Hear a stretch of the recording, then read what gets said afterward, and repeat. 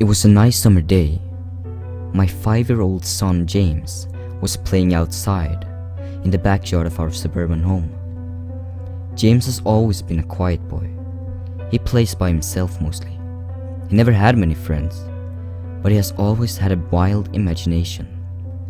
I was in the kitchen feeding our dog Fido when I heard what sounded like James talking to someone in the backyard. I'm not sure who it was he could be talking to. Could he have finally made a friend? Being a single dad, it's hard for me to always keep an eye on my son, so I decided to go outside and check on him.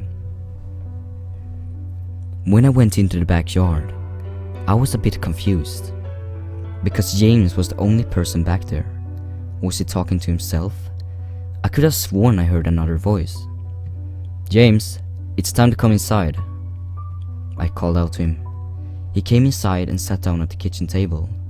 It was about lunchtime, so I decided to make him a turkey sandwich.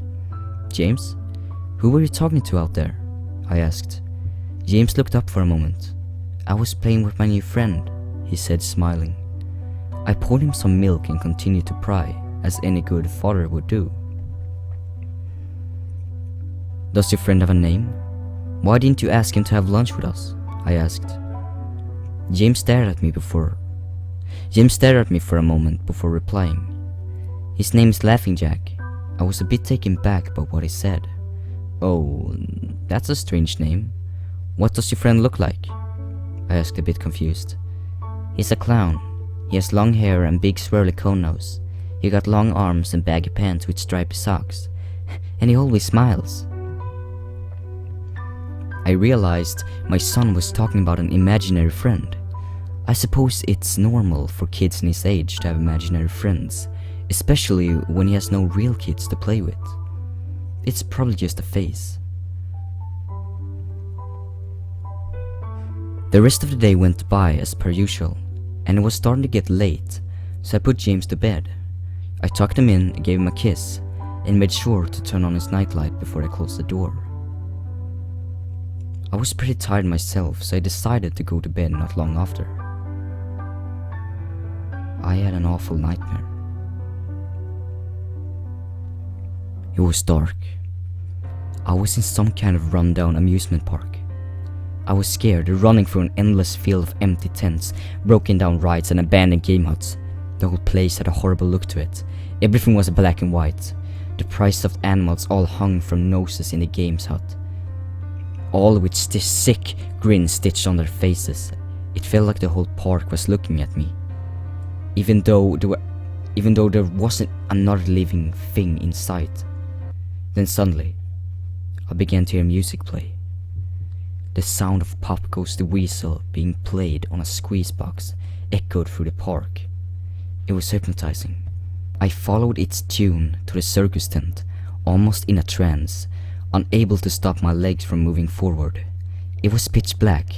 The only light came from a single spotlight shining on the center of the big top. As I walked toward the light, the music slowed down. I found myself singing along, unable to stop. All around the mulberry bush, the monkey chased the weasel.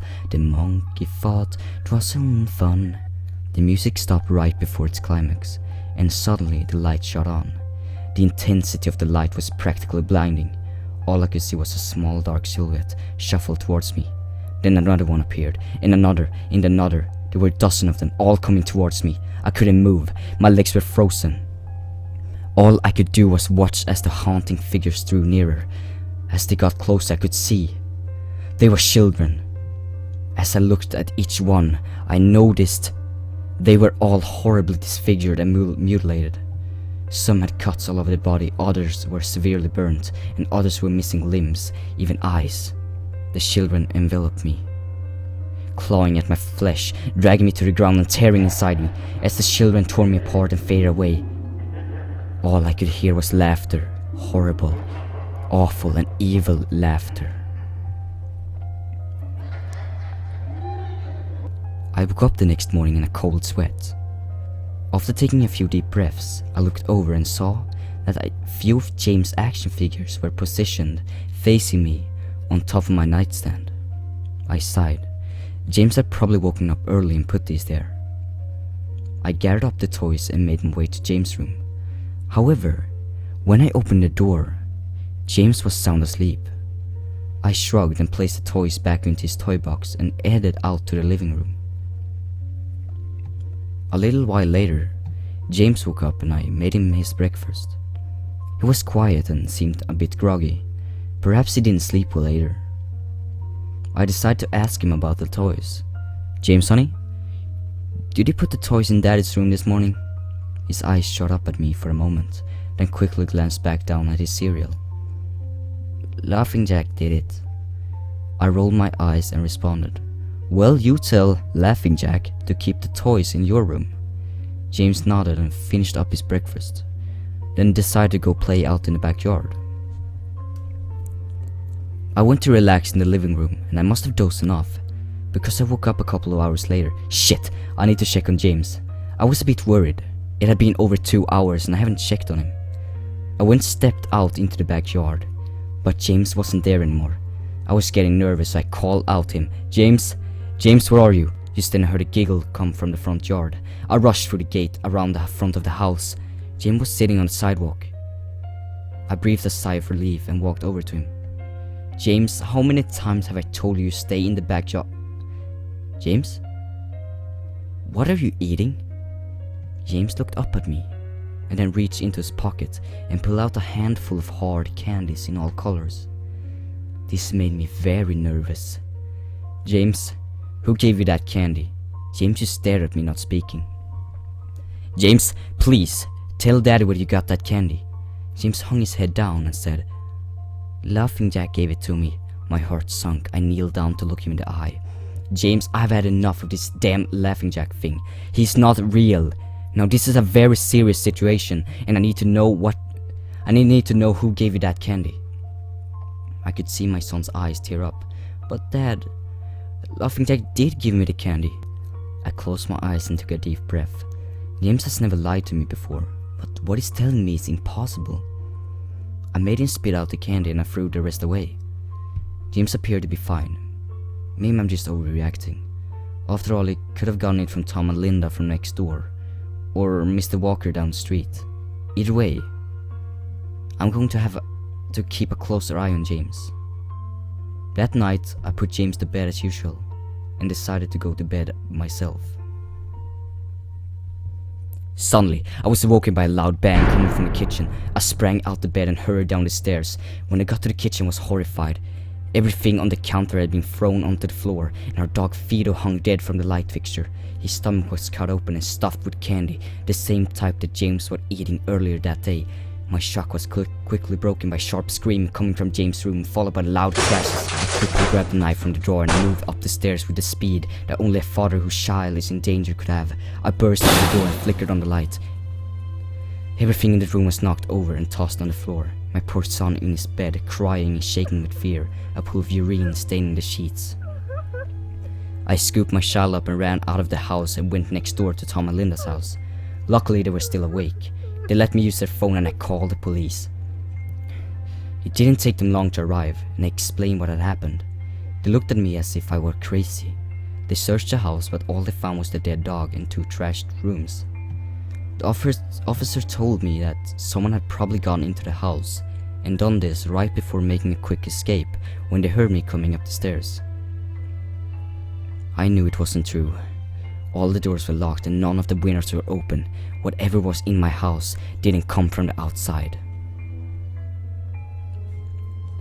The next day, James stayed inside. I didn't want him to leave my sight. I went into the garage and found his old baby monitor and set it up in his room. If anything comes into his room tonight, I was going to be able to hear it. I went to the kitchen and grabbed the largest knife from the drawer and put it on my nightstand. Imaginary friend or not, I'm not letting anything hurt my little boy.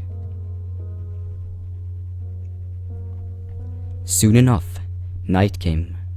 I put James to bed. He was afraid, but I promised him that I wasn't going to let anything happen to him. I tucked him in, gave him a kiss and turned on the nightlight. Before closing the door, I whispered to him, "Good night, James. I love you." I tried to stay up as long as I could, but after a few hours I felt myself drifting off. My baby would be safe for the night and I needed to sleep.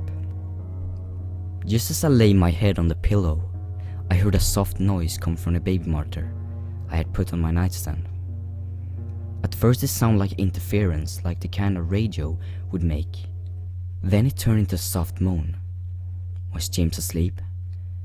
Then I heard it. The laugh from my nightmare. The horrible laugh. I sprung up from the bed and grabbed the knife from under my pillow. I rushed over to James' room and creaked the door open. I tried the light switch, but it wouldn't come on. I took a step in, and I could feel the warm, thick liquid on my feet. Suddenly, James' nightlight came on, and I could see the absolute horror laid out in front of me.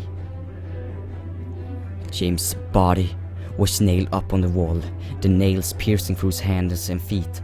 His chest was cut wide open and his organs hung down to the floor. His eyes and tongue had been removed along with the most of his teeth. I was disgusted. I could hardly believe this was my baby boy. Then heard it again, the soft, desperate moan. James was still alive. My baby. My poor baby in so much pain, barely clinging to life. I ran across the room and vomited on the floor. My sickness was interrupted by horrible cackles from behind me. I spun around while still wiping bile from my mouth. Then out of the shadow emerged the fiend, responsible for all this horror. Laughing Jack. His ghost-white skin and matted black hair hung down to his shoulders. He had piercing white eyes surrounded by dark black rings. His twisted smile revealed a row of sharp, jagged teeth. And his skin didn't look like skin at all. It almost looked like rubber or plastic. He wore a patchy black and white clown outfit with stripes, sleeved and socks. His body itself was grotesque, his long arms hanging down past his waist, and the way he was positioned made him look almost boneless, like a ragdoll. He let us out a sickened laugh, as if to tell me that he was pleased with my reaction to his work. He then turned around slowly in front of James and began to laugh even more at the horrific sight he has laid out. That was enough to shake me from my terror. I snapped, "Get away from him, you bastard!" I rushed at the monster, raising the knife above my head and stabbed down at him. But as soon as the knife touched him, he disappeared in a cloud of black smoke. The knife passed right through him and pierced James' still beating heart, splashing the warm blood on my face. No. What have I done? My baby. I killed my baby. I immediately fell to my knees. I could hear sirens in the distance growing louder. My boy. My sweet baby boy. I promised that I would protect you, but I failed. I'm sorry, James. I'm so sorry. Police soon arrived to find me in front of my son, still wielding the knife covered in my baby's blood. The trial was short. Insanity. I was placed in a house for the criminally insane, where I've been for the past 2 months. It's not so bad here. The only reason I'm awake now is because someone is playing Pop Goes the Weasel outside my window. I'll talk to the orderlies about it in the morning.